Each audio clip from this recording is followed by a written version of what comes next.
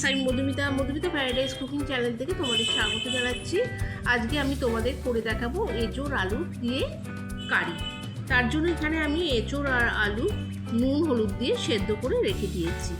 সব রকম কারি তো তোমরা এঁচোড়ের খেয়েছো, আমি যেইভাবে করি সেইভাবে তোমরা কিন্তু খেয়ে দেখতে পারো, আশা করি তোমাদের ভালো লাগবে। কড়াইতে আমি দেখো সামান্য পরিমাণে সর্ষের তেল দিয়েছি, তার মধ্যে আমি পেঁয়াজ কুচি দিয়ে বেরেস্তা তৈরি করি। এর মধ্যে আমি দিচ্ছি সামান্য পরিমাণে নুন।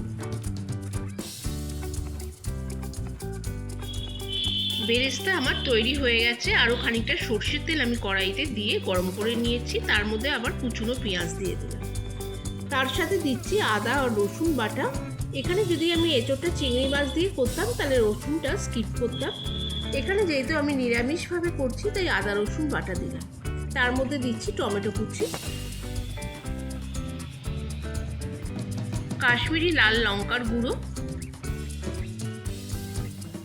তারই সাথে হলুদ গুঁড়ো আর লাল লঙ্কার গুঁড়ো দিয়ে মশলাটি আমি ভালোভাবে কষিয়ে নেব।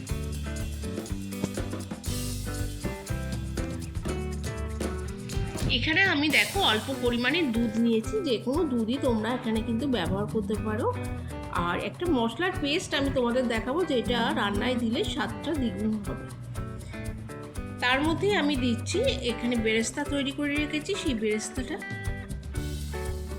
আর এখানে আমি নিয়েছি আমন্ড, দারচিনি আর ছোটো এলাচ আর একটি তেজপাতা। আমন্ডের বদলে তোমরা যে কোনো বাদামই দিতে পারো, আমার কাছে ছিল না বলে আমি এখানে আমন্ড দিচ্ছি। দিয়ে এখানে একটা পেস্ট আমি তৈরি করে নেব। কড়াইতে আমার মশলা কষানো চলছে, তার মধ্যে আমি সেদ্ধ করে রাখা এঁচোড় আর আলু মিশিয়ে দিলাম।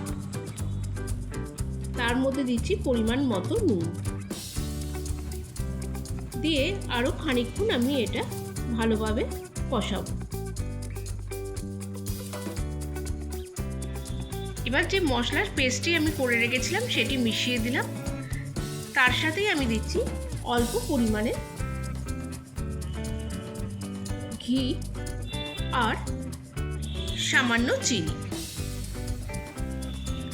দিয়ে খানিকক্ষণ ফুটিয়ে নেব। তারপরেই তোমাদের সামনে এটি আমি সার্ভ করে দেখিয়ে দেব। টাটা।